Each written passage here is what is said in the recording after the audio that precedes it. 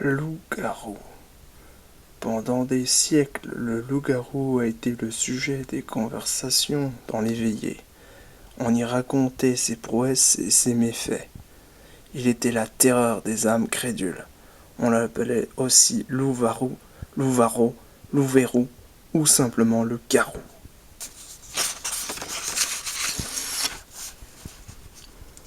Le nom de garou est donné à tout animal dans lequel s'est incarné momentanément un homme.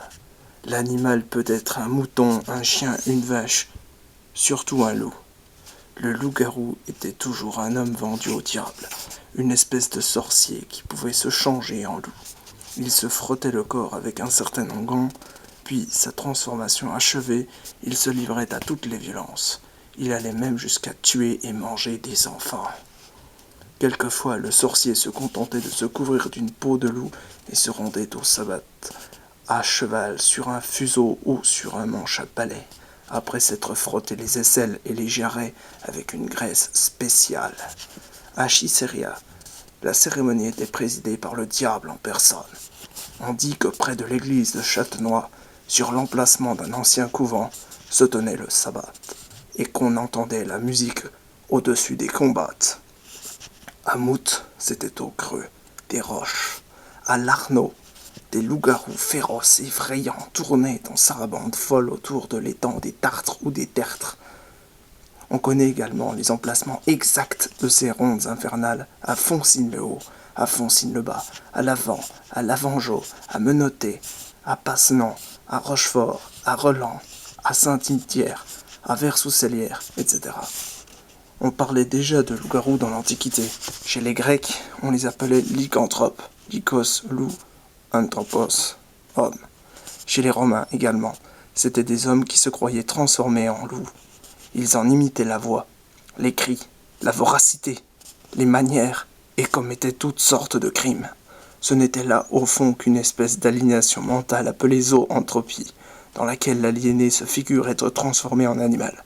Les druides, d'après l'opinion des Celtes, avaient le pouvoir de se changer en animaux, et particulièrement en loups. On a, dans notre comté, des traces officielles de l'existence des loups-garous.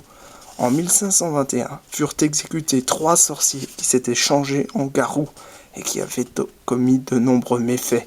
C'étaient Michel Hudot de Plane, près de Poligny, Jura, Philibert Moutot et Gros-Pierre.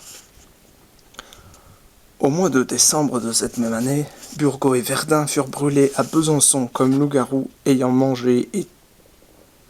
tué et mangé plusieurs enfants. Le 18 janvier 1574, Gilles Garnier fut, par arrêt du Parlement de Dole, brûlé vif en cette ville comme loup-garou, ayant main semblant pattes. Il avait sous cette forme dévoré plusieurs enfants et commis d'autres crimes. Vers cette époque, un jeune homme, Benoît Bidel, fut blessé mortellement par un loup-garou qui, découvert peu après, fut massacré par les paysans. Depuis près d'un siècle, il n'y a plus de loup-garou en Franche-Comté, ni de juge pour les condamner à mort.